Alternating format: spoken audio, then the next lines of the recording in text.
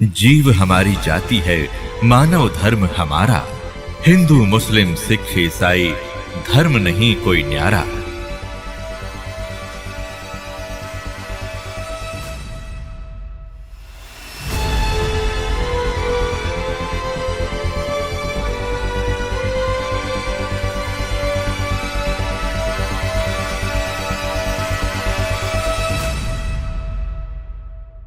ये सन 1727 विक्रमी संवत 1784 की बात है,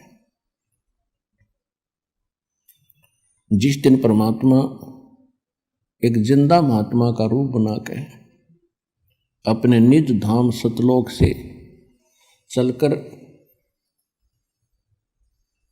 छुडानी गांव छुडानी जिला झज्जर हरियाणा के खेतों में जंगल में आकर उतरे सहसरी आए, जहां पर आदरणीय गरीबदास साहिब 10 वर्ष के बालक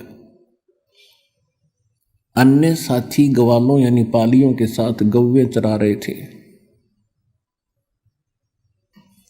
उस समय उनकी आयु 10 वर्ष की थी। तो उस समय में कुछ गर्मी बन जाती है, जैसे ये मौसम आप देख रहे हो। अब तो थोड़ी वर्षा सी होकर के कुछ ठंडक सी बन गई, नहीं आजकल पहले और भी खुशक अक्षेत्र था। गर्मी बन जाती है तो दिन के 10 बजे के आसपास सभी गवाले एक जांडी के पेड़ के नीचे अपना भोजन कर रहे थे। गौवे इधर उधर चर रही थी, कुछ बैठी थी वृक्षों के नीचे। 10-20 अन्य और पाली थे, 7-8-10, और एक गरीबदास जी 10 वर्ष के थे। वो सबसे छोटे बच्चे वही थे, और वो गरीबदास जी का अपना ही जंगल था, अपना ही खेत थे। गरीबदास जी का मूल गांव करौथा गांव है, जिला रोहतक के अंदर। इनका मूल गांव जो है गांव करौथा, जिला रोहतक हरियाणा में, और इनके नानके थे गांव छुडानी में। गरीबदास जी के कोई मामा नहीं था, इसलिए इनके नाना जी ने गरीबदास जी के पिताजी को वहाँ घर जमाई रख लिया था। जमीन लगभग 1400 एकड़ थी। उसका वारिस कोई ना होने से अपने दामाद को श्री शिवदयाल जी ने वहाँ रख लिया था। छुडानी जाने के लगभग 10-12 वर्ष के बाद, 12 वर्ष के उपरांत गरीबदास जी का जन्म गांव छुडानी जिला झज्जर में हुआ था। जमीन बहुत घनी थी, वर्षा पर आधारित होते थे। वर्षा हो जाती थी, कुछ कणक बीज दी जाती थी, बाकी क्षेत्र वो चरागाह बनाया करते थे और पशुपालन ही अधिक किया करते थे। उस दिन भी गरीबदास जी पाली गए हुए थे। एक जांडी के पेड़ के नीचे वो खाना खा रहे थे। गरीबदास जी का जन्म सन 1717 विक्रमी संवत 1774 को हुआ, वैशाख पूर्णमासी को। तो ये सन 1727 यानी संवत 1784 की बात है। फाल्गुन उतरते की द्वादशी यानी सुदी द्वादशी, चांदनी द्वादशी, दिन के 10 बजे परमात्मा वहाँ उनके पास एक साधु रूप में आए, जहाँ वो सभी गवाले पाली आहार कर रहे थे, रोटी खा रहे थे। उस समय आतिथ्य सत्कार बहुत होता था, साधु संतों को विशेष आदर दिया जाता था। तो वहाँ गवालों में, पालियों में 50 वर्ष के, 40 वर्ष के, 20 वर्ष, 28, 17 और छोटे बच्चे गरीबदास जी 10 वर्ष के थे। जब परमात्मा उनके पास से निकट आए, जैसे कोई यात्री होता है, तो सभी ने कहा कि महाराज राम राम। परमात्मा ने कहा भाई राम राम। कहा आओ महाराज खाना खाओ। परमेश्वर ने कहा भी खाना तो मैं अपने गांव से खा कर आया हूं। कौन गांव है आपका? परमात्मा ने कहा सतलोक गांव है मेरा। फिर सभी ने कहा जी खाना नहीं खाओगे तो दूध तो पीना ही पड़ेगा। हम साधु संत अतिथि को बगैर कुछ आहार किए नहीं जाने देते, ये तो आपने स्वीकार करना ही पड़ेगा। परमात्मा आए तो इसीलिए थे। तो परमेश्वर ने कहा भी ठीक है, मैं दूध पीऊंगा, लेकिन मैं कंवारी गाय का दूध पीता हूं। जो बड़ी उम्र के व्यक्ति थे, ग्वाले थे, वो कहने लगे बाबा जी आपकी नीयत नहीं है दूध पीने की, आप तो मजाक कर रहे हो। परमात्मा बोले भाई अगर दूध पिलाना है तो पिला दो, तो कुंवारी गाय का पीता हूं। इतनी डिस्कस हो रही थी, गरीबदास 10 वर्ष के बालक खड़े हुए एक कुंवारी गाय ले आए जो 1.5 वर्ष की बच्चिया थी, और कहा महाराज जी इसका ना तो बच्चा हुआ है ना इसके कोई सतन है, ये दूध कैसे देगी? परमेश्वर कबीर जी ने कहा कि बच्चों कोई तुम्हारे पास ऐसा बर्तन हो वो लाओ जिसमें दूध निकाल लेंगे। एक छोटा सा मिट्टी का बर्तन था, 8-10 किलो का, 8-10 लीटर का, तो उठा लाए, साफ करके रखा हुआ था। और गरीबदास जी पकड़ कर बैठ गए गाय के नीचे। परमात्मा बोले रख इसके नीचे, पकड़ कर बैठ गए गाय के नीचे, सतनों के नीचे। परमेश्वर खड़े हुए और बच्चिया के कमर पर हाथ थपकी मारी, सतन लंबे लंबे हो गए, दूध की धार चल पड़ी और पात्र भर गया जो बंद होगी।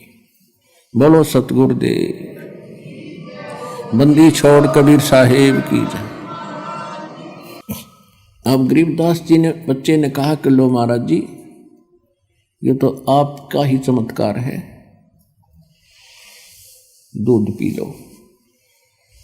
परमात्मा ने कुछ दूध पिया, शेष उन पालियों से कहा कि ले बच्चों पी लो, ये प्रसाद है। अब जो बड़े गरीबदास जी से जो बड़े थे सारे, उन्होंने कहा कि हम ना पीवें, ये तो पाप का दूध है, कुंवारी गाय का दूध निकाल दिया और ना जाने क्या जादू जंतर कर रखा है आपने, और फिर आपने झूठा कर दिया, अपना पता कौन सी जाति के हो, हम ना पीवें, उठ कर चले गए।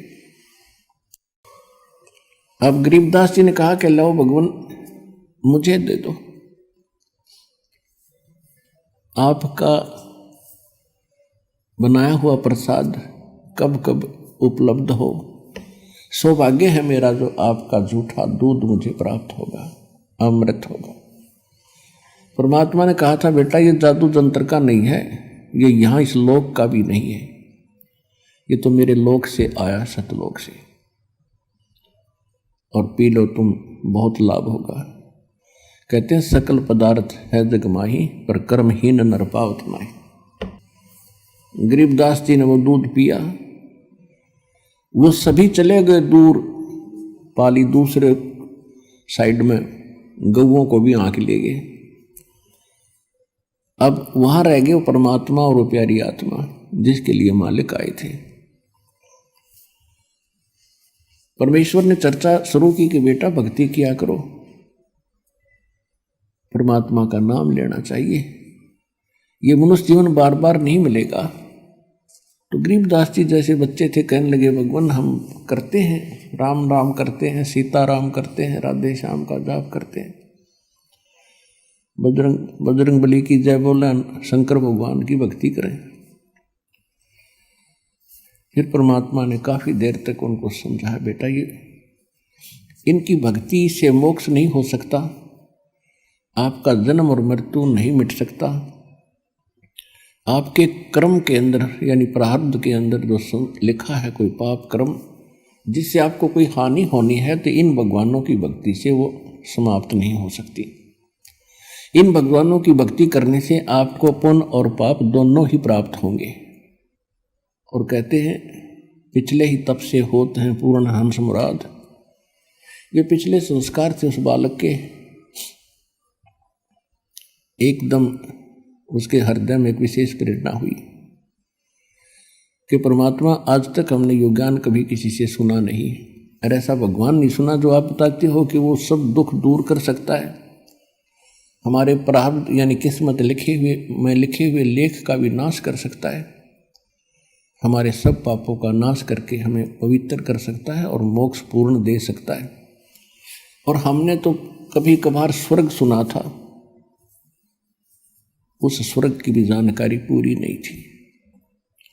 तब परमात्मा ने स्वर्ग की डेफिनेशन सुनाई, परिभाषा सुनाई कि स्वर्ग तो बेटा ऐसा है जैसे एक होटल होता है, और होटल के अंदर जैसे शिमला, कुल्लू, मनाली साइड में, यहाँ राजस्थान, हरियाणा, पंजाब, उत्तर प्रदेश के व्यक्ति जो धनी लोग होते हैं वो महीना 20 दिन, हफ्ता 10 दिन गर्मियों के समय में वहाँ चले जाते हैं, अपनी जेब में पैसा ले जाते हैं 50,000 60,000, कमरा किराए पर लेते हैं, होटल में खाना भी सब सुविधाएं उपलब्ध होती हैं, सैर सपट्टे करते हैं, कोई काम नहीं होता क्योंकि उनका वहाँ कर्म क्षेत्र नहीं है, वो अपने धन को ही व्यय कर रहे हैं, वहाँ उनको सुविधा खूब प्राप्त है, कोई काम नहीं, लेकिन उनकी जेब कट रही है, उनकी पूंजी नाश हो रही है जो लेकर गए थे, और जिस समय वो पूंजी समाप्त हो जाएगी वो स्वयं वहां से चले आएंगे। अगले वर्ष हो सकता है ऐसा लाभ ना हो जिससे 50-60 हजार रुपये सेव हो जाए, बचत हो जाए, तो वो अगले बार वहां भी नहीं जा सकते, यहीं रहना पड़ेगा। ठीक इसी प्रकार ये स्वर्ग है। स्वर्ग में भक्ति के धनी व्यक्ति जाते हैं, वहाँ कोई काम नहीं, लेकिन आपके पुण्य वहाँ जमा हो जाते हैं, जो भी खाओगे पियोगे इच्छा करोगे आपको प्राप्त होता रहेगा, लेकिन आपका बैलेंस लेस होता रहेगा, और जिस समय आपके पुण्य समाप्त हो जाएंगे आपको जबरदस्ती वहाँ से नरक में डाल दिया जाएगा, और नरक के बाद फिर पुनः आपको यहाँ 84 लाख योनियों की कुत्ते गधे सूअर के शरीरों में बेचा जाएगा, और ये प्रक्रिया आप असंख्य जन्मों से कर रहे हो, भोग रहे हो, इसका निर्वाह कर रहे हो। जहाँ से मैं आया हूँ वो एक ऐसा स्थान है जहाँ आप पहले रहते थे, पूरी सृष्टि रचना सुनाई, आप सभी वहाँ रहते थे, वहाँ कभी मृत्यु नहीं है, वहाँ कोई चीज का अभाव नहीं है, और यहाँ आपने आज चाहे कुछ भी सुविधा उपलब्ध है आपको, कितने आपके पास जमीन है, चाहे राजा बने हो, ये तो आपके पास रहनी ही नहीं है, मृत्यु के उपरांत ना जाने कहाँ पटकेगा ये काल उठा के। और जिस माया को आप आज अपनी मान रहे हो, इसको आपके नाना जी के पिताजी भी अपनी मान रहे थे, और उसके पिताजी भी अपनी मान रहे थे। अब वो कहाँ है भाई? अब वो कहीं गधे कुत्ते बनकर घूम रहे हैं। तो परमात्मा ने गरीबदास जी को समझाया, ये माया है राम की अपनी कहें गंवारे, जमपुर धक्के खाओगे नाहक बहे बेगार। पूंजी साहूकार की ये बंजारा संसार, और पूंजी माल गंवा दिया इब नाहक बहे बेगार। परमात्मा ने बताया कि बेटा ये पृथ्वी इस काल साहूकार की है, और तुम यहां बंजारे बनकर आए हुए हो। इस पर एक आपने इससे लाभ उठाना था कि अपना निर्वाह भी करते और मोक्ष के लिए भी कुछ प्रयत्न करते। आप उस उद्देश्य को भूलकर यहाँ संसार की भूल भुलैया में भूल चुके हो, और आपने कि ये परंपरा मान ली, बुढ़े होकर तो मराया करें, यानी वृद्ध अवस्था में तो मृत्यु सभी की होती है, और जब तक वृद्ध नहीं होते खूब काम करें, अच्छी संपत्ति बनावें, हमारे आने वाले बच्चे प्रयोग करेंगे। तो परमात्मा ने बताया कि बेटा बच्चों को भी वही मिलेगा जो उनके संस्कार में है।